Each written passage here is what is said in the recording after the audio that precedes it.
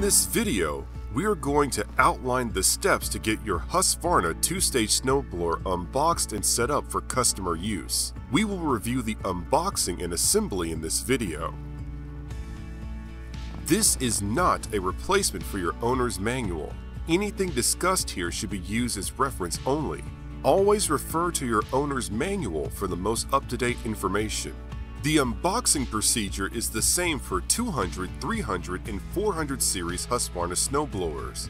These machines are heavy, so be sure to have a teammate help you with any heavy lifting. First, open the top flaps of the box, which will give you access to the parts bag and the chute. Remove the parts bag, the chute, and the top frame.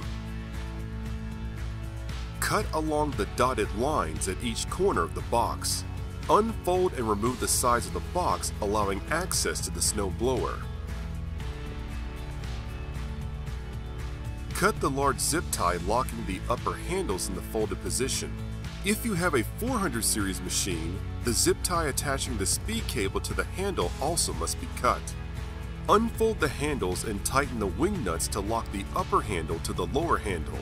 Remove the 7/16 hex head wood screws locking the bucket to the pallet. Remove the snowblower from the pallet and discard both the pallet and cardboard.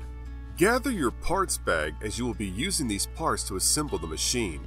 First, install the lower handle bolt and wing nut. Install the chute to the chute rotator head, then place both onto the rotator support bracket. On 400 series models, install the chute to the chute rotator head using the square plastic cap and 9/16 hex nylon locking nut. If your machine came with a cable guide, install this on the rotator support bracket studs. Lock down the chute rotator assembly using the 9/16 hex locking nut. Cut the zip tie holding the deflector cable to the chute support tube. Install the deflector spring between the deflector and the rotator assembly stud. Install the chute deflector cable into the chute using the shoulder bolt, nylon washer, and lock nut using a 7/16 socket. Install the deflector cable bracket onto the chute using the carriage bolt and 1/2-inch hex nut. The nylon washer keeps a gap between the side chute and the rubber bellows that seal your deflector cable. On 200 and 300 series models only, install the 3 rubber control knobs onto the control levers at the console. If you have a 300 or 400 series model, there will be a rubber chute extension that bolts onto the deflector. This can be installed by using a Phillips head screwdriver and an 11/32 socket. The flat bracket should fit against the rubber extension to spread the load of the screws. If you have a 200 or 300 series machine, you are complete. The remaining steps apply to 400 series machines only. To install the chute release cable onto the rotator lever, here's what you'll have to do. Identify the release cable. Feed the release cable through the rotator pod, keeping it to the left side of the rotator lever. Feed the release cable barrel fitting through the rotator lever slot. Snap the release cable in fitting into the rotator lever from the bucket side of the machine. The tool of choice for this step is soft jaw pliers or channel locks. Be sure the release cable in fitting is fully snapped in. If done properly, it should be difficult to remove. Install the rotator knob from the parts bag onto the rotator lever using a soft mallet until it's fully seated. Hook the release cable barrel fitting into the release lever. Install the release lever with the release cable in place using the roll pin in the parts bag. To install the speed cable, shift the speed control lever on the console to the neutral position. You should feel the detent for the neutral position. Pin the speed cable to the speed lever underneath the console.